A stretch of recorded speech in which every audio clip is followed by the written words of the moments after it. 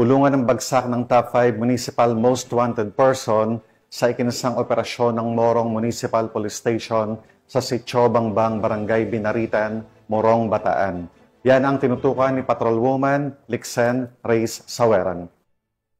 Arestado ang top 5 municipal most wanted person matapos ang ikinasang operasyon ng Morong Municipal Police Station, Bataan Police Provincial Office sa Sitio Bangbang, Barangay Binaritan, Morong, Bataan. Ayon kay Police Colonel Marites A. Salvadora, Provincial Director ng Bataan Police Provincial Office, ang sospek ay kinilalang si alias Mulong, 39 taong gulang, walang trabaho at residente ng naturang lugar.